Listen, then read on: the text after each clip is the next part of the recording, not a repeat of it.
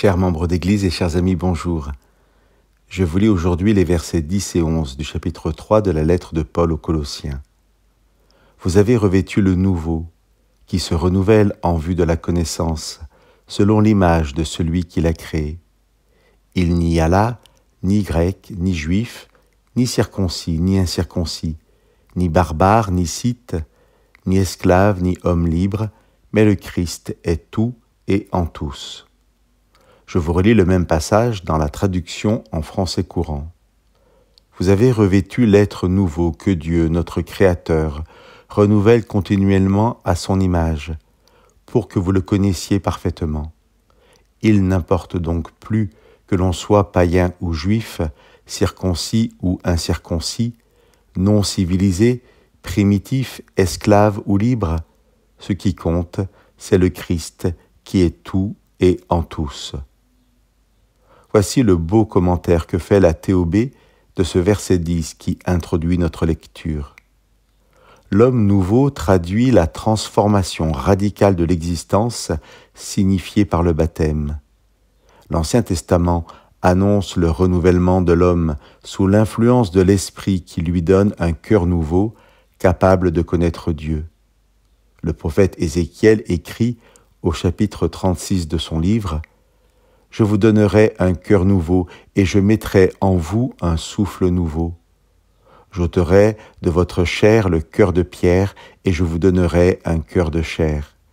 Je mettrai mon esprit en vous et je ferai en sorte que vous suiviez mes prescriptions, que vous observiez mes règles et les mettiez en pratique. » Par une nouvelle création réalisée dans le Christ second Adam et image de Dieu, l'homme est conduit à son humanité véritable. Il est créé selon Dieu dans la justice et la sainteté et s'achemine par l'obéissance vers la vraie connaissance. Cet homme nouveau constitue l'humanité nouvelle, au-delà des vieilles distinctions de race, de religion, de culture, de classe sociale. Chers amis, la notion clé de notre texte est donc bien l'annonce d'une nouvelle création à l'image du Créateur.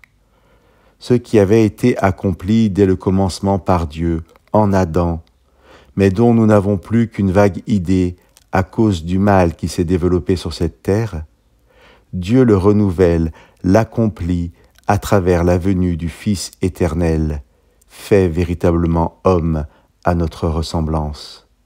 Jésus, par sa vie au milieu de nous, par l'amour dont il nous a aimés, allant jusqu'à la mort sur la croix, cherche à nous transmettre la vraie image de Dieu, dont l'unique but est de se réconcilier avec nous et de nous offrir une vie éternelle en sa présence. Le croyant accepte et accueille cette vie nouvelle par le baptême qui signifie sa mort à son ancienne vie et par la foi qui lui permet dorénavant de vivre comme ressuscité à l'image du Fils et du Père. C'est cette nouvelle naissance qui nous permet d'avoir sur qui que ce soit de différent de nous le regard que Dieu porte sur chacun.